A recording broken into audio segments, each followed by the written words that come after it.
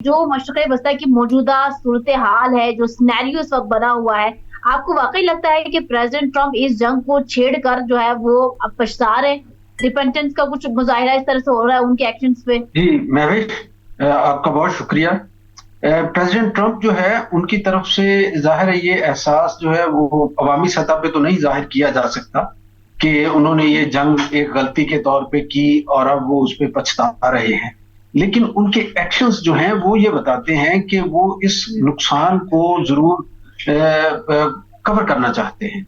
इसके लिए ज़ाहिर है पाकिस्तान से भी उन्होंने मदद माँगी और पाकिस्तान ने उनके लिए भी और ईरान के लिए भी अपनी सर्विसेज़ जो है वो फ़राहम की, ताकि बाइज़्ज़त तरीके के साथ ये तनाज़ा हल हो।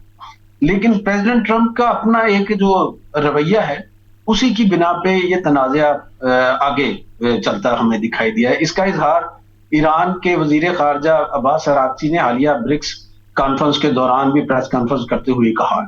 और उन्होंने कहा कि हम करीब आ चुके थे कई बार मुआहदे के या सालिसी हमारी नतीजा ख़ेज़ हो रही थी, लेकिन प्रेज़िडेंट ट्रम्प के हुँ। जो बयानात थे उन्होंने ये सब माहौल नहीं बनने दिया। और अब भी एक बड़े ही पेचीदा दौर से हम गुज़र रहे हैं, ये अब्बास अराग़ची साहब ने कहा। अब प्रेज़िडेंट ट्रम्प जो है, ये इनके लिए ये दौरा जो है चीन का, ये एक अपॉर्च्युनिटी है।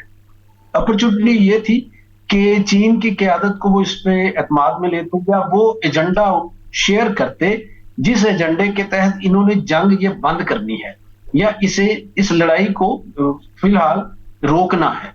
मेरा ख़्याल है वो उसमें किसी हद तक कामयाब रहे हैं।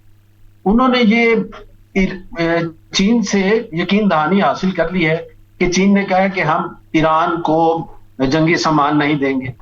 फिर ये भी एक इत्तफ़ाक़ राय हो गया कि हुर्मुज़ जो है, वो खुली रहेगी।